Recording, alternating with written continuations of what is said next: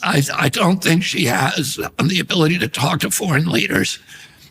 I haven't seen any evidence of that. And I think that she is susceptible to manipulation because she doesn't have firm ideas about her own. I fear that she'll be manipulated by them and that those entities actually want a nuclear war. This time in history, if we get a president like that, it will, for the next 4 years, it may be too late for our country to ever recover.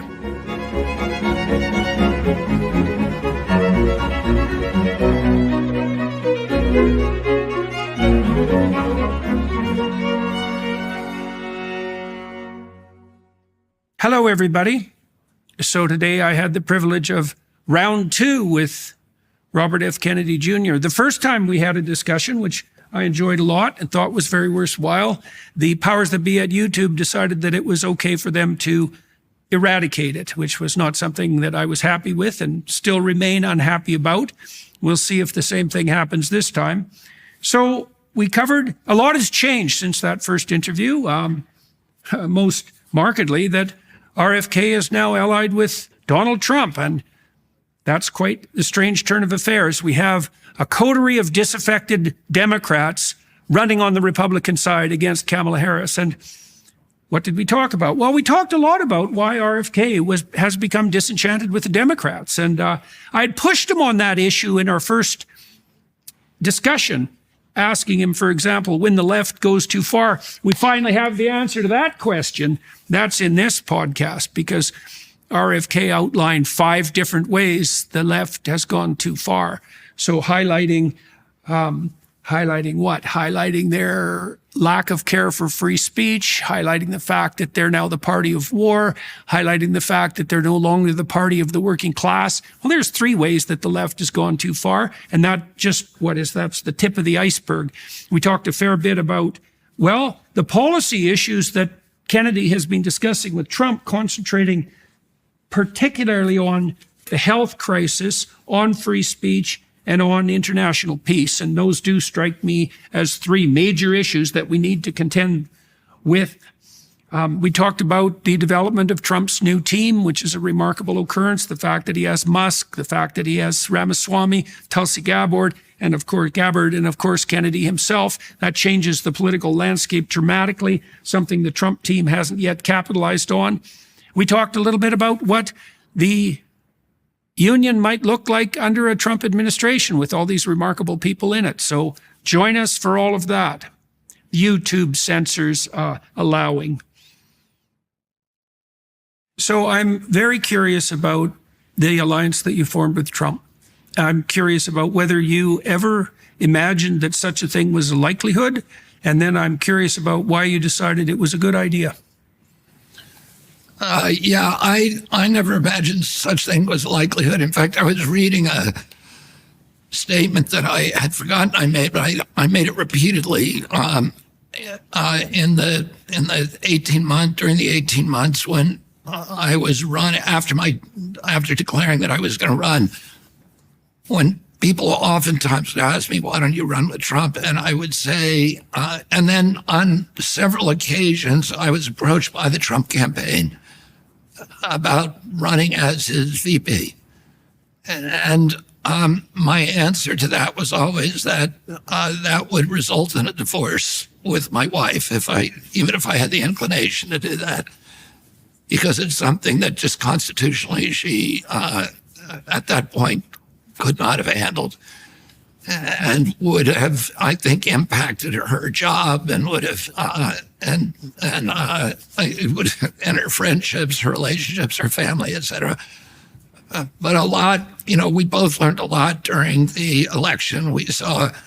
I saw this metamorphosis of the Democratic Party, the party that I was born in, raised in. My family has been involved in the Democratic Party since all of my great-grandparents came over in 1848 during the potato famine and landed in Boston. And it was the Democratic Party that they came over penniless and friendless. And it was the Democratic Party that provided for them, that made sure that they got food, that they got jobs.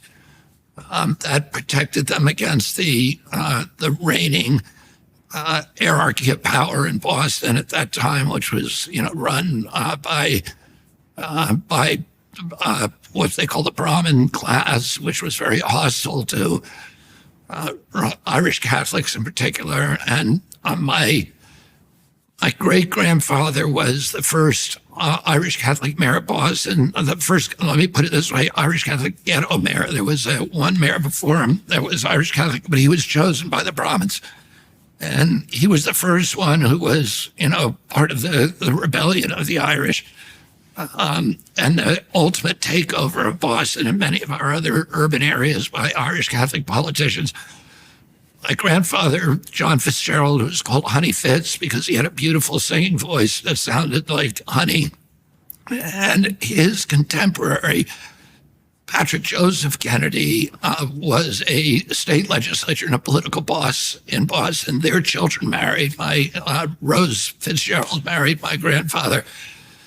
Joseph Kennedy, he was the treasurer for Franklin Roosevelt's campaign. He was the only Wall Street figure who supported Roosevelt. And then he became the first commissioner of the SEC. He had political ambitions of his own, but he ruined those ambitions by his anti-war position, both in World War I and then World War II. He served as the U.S. ambassador to the Court of St. James under Roosevelt to Great Britain.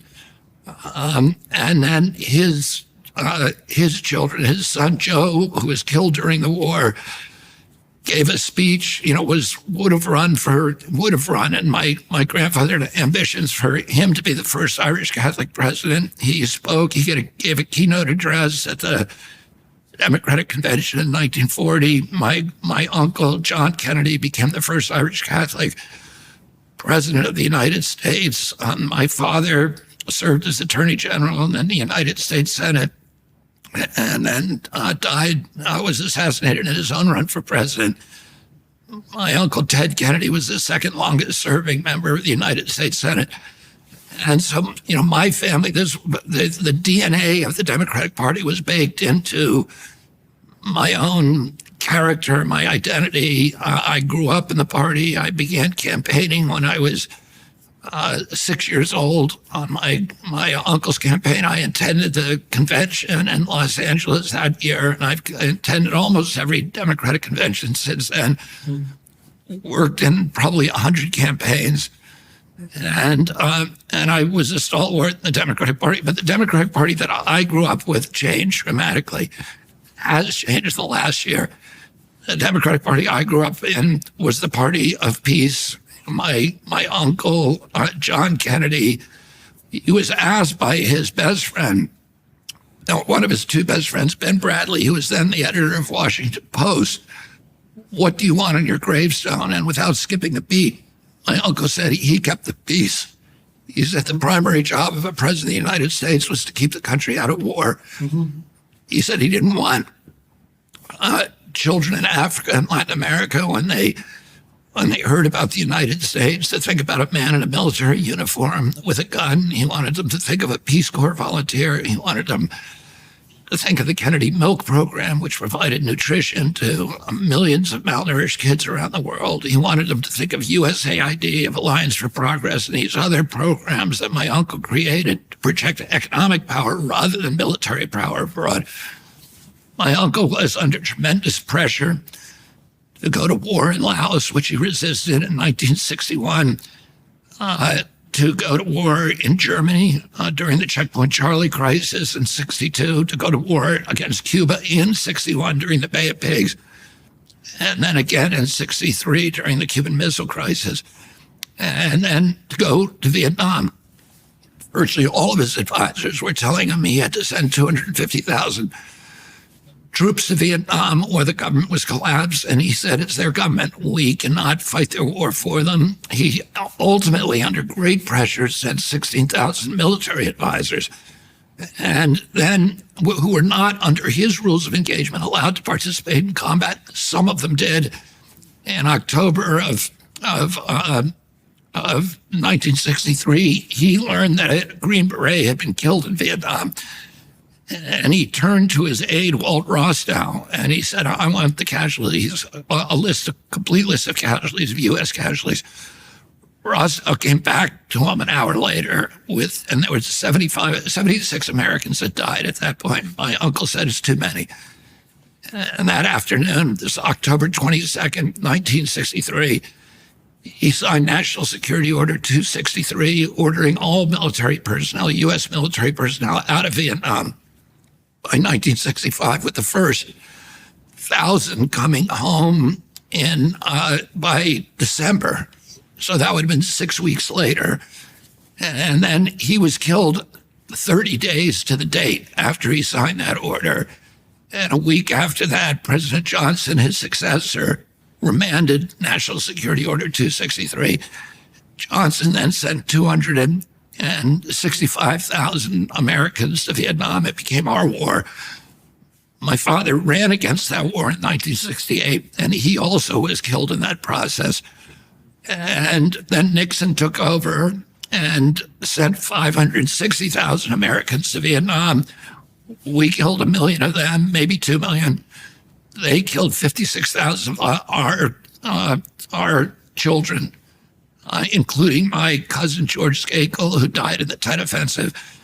And America then went down a different path toward, becoming a feature of the military-industrial complex, which Eisenhower had warned against 3 days before on my birthday in 1961. 3 days before my uncle took the oath of office, Eisenhower made that warning, and my uncle spent 3,000 days of his presidency keeping us out of war and keeping the military-industrial complex at bay. This was one of the defining features of the Democratic Party. We were the party that was against war. The Republicans were the pro-war party. We were the party that was for civil rights, including constitutional rights, and particularly freedom of speech, which is the backstop for all the other rights of the United States Constitution. A country that has the capacity to censor its critics has the license for every kind of atrocity. My father understood that. My uncle understood that. That was a bedrock assumption of the Democratic Party, that free speech was, if any constrictions on free speech, was the first step down the slippery slope of totalitarianism. Is it fair to say then that you found the Democrats, and at the present time, you've alluded to peace, and under Trump, they're now the party of war. They're now, they're about to get us into a war with Russia.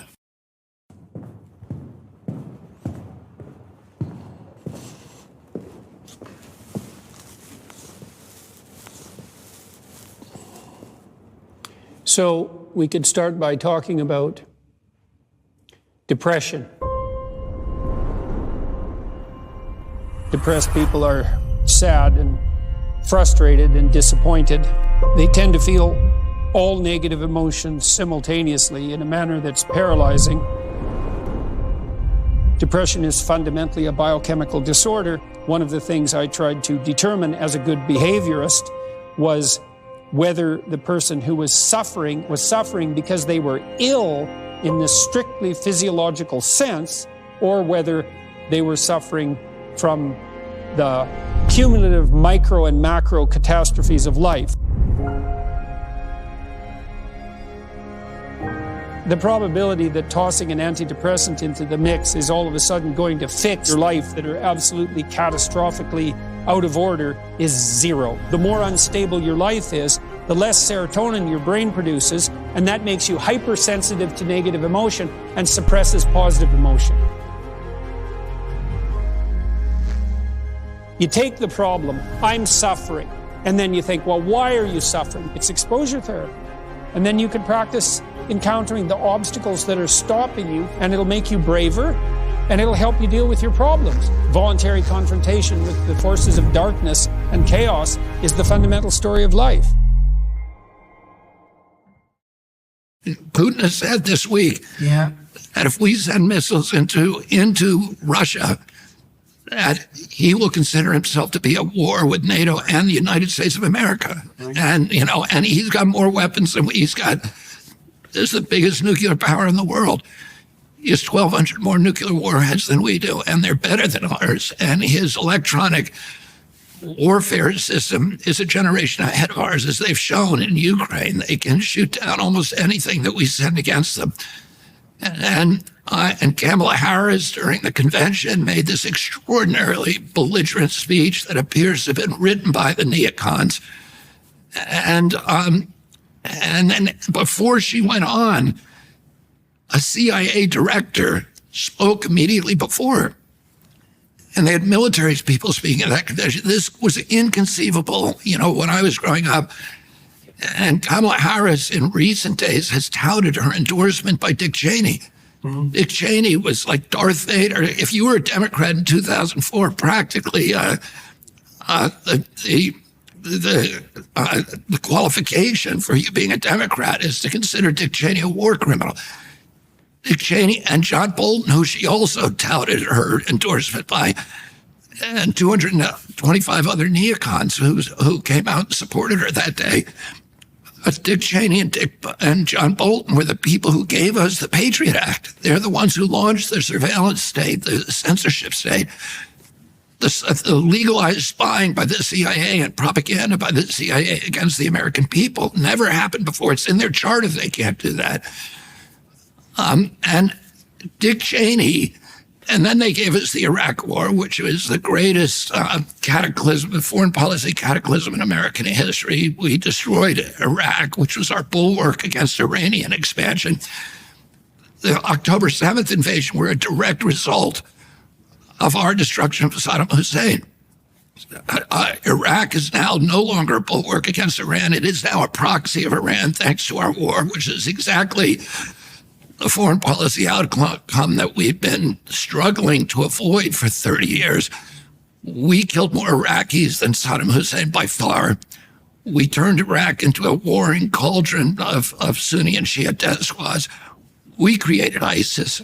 We sent, with that, Iraq and the spillover war in Syria, we sent between 2 and 4 million immigrants into Europe and destabilized every nation in Europe for a generation. The emergence of totalitarianism in Europe that right now, the abolition of free speech in Europe is a direct result of the Iraq War. Brexit is a direct result of the Iraq War. It was a cataclysm.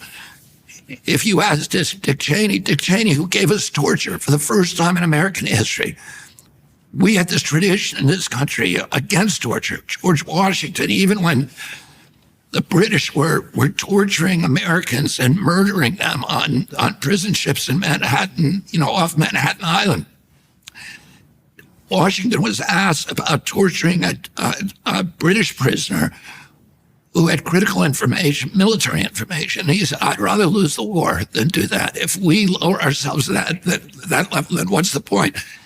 Abraham Lincoln was presented with the same dilemma during the Civil War and said, no, we're not going to do that. And he wrote guidelines against torture for the U.S. military that later became the basis for the Geneva Convention. That is our legacy to the world, the Geneva Convention. You don't torture people.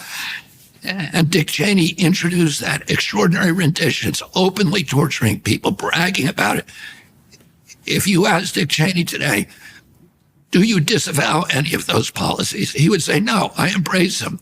The war in Iraq was a great thing. We got rid of Saddam Hussein. It's insanity. And he has not changed. So why is he endorsing Kamala Harris? It's not because the neocons have changed. It's because the Democratic Party is now the party of the neocons. When I interviewed you last time, I asked you a question that I've asked almost, I think, every Democrat that I've spoken to, or former Democrat, which was, when does the left go too far? And you answered that in that question. You said, when they align with Dick Cheney, they've gone too far. Well, that's where they are now. Yeah, well, so how do you explain? I'd like to know what happened. By the way, I could go on with that list of departures from the Democrat. Yeah. Well, I'm curious about inversion.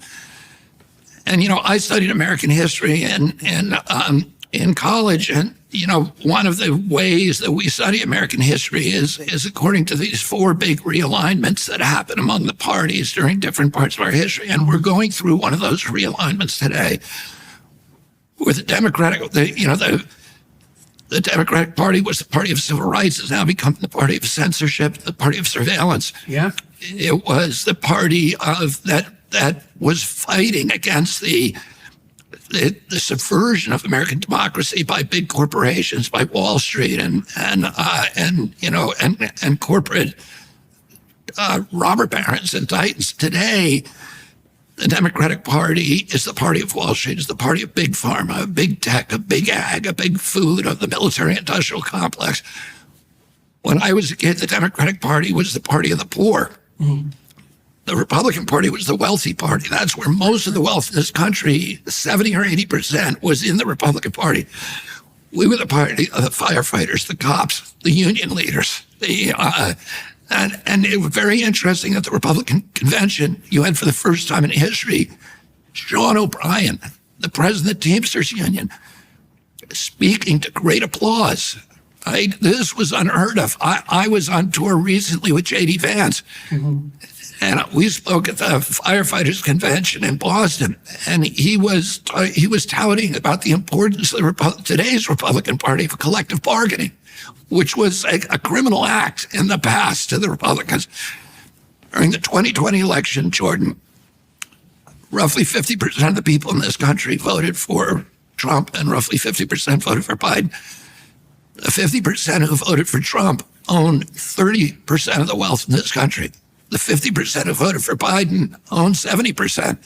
So the Republican Party is now the party of the poor, the party of the working class, the working poor, of unions, and the Democratic Party has become the party of billionaires. Donald Trump chased the billionaires out of the Republican Party, and they've all gone over to chase the neocons out of the Republican Party. And I would also argue the Republican Party is now the party of true environmentalists.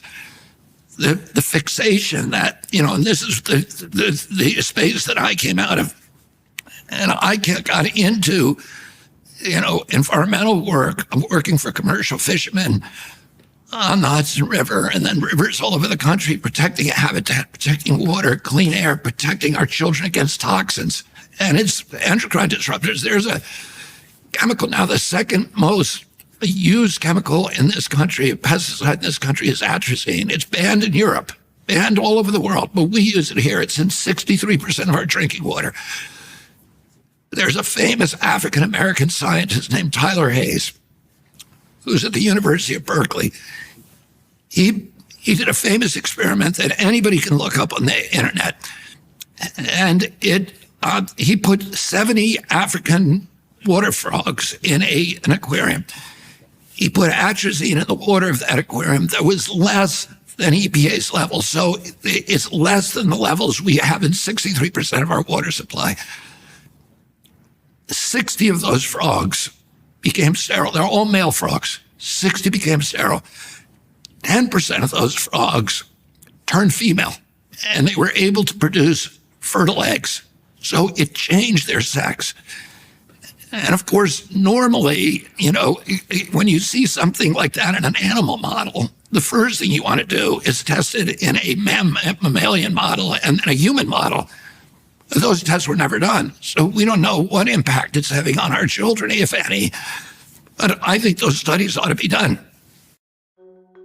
With the current administration proposing significant tax hikes, an almost 40% top income tax rate, a 7% increase to the corporate tax, a capital gains tax on unrealized gains, and plans to add nearly $2 trillion to an existing $2 trillion deficit, many are considering tax-sheltered and inflation-sheltered options for their savings.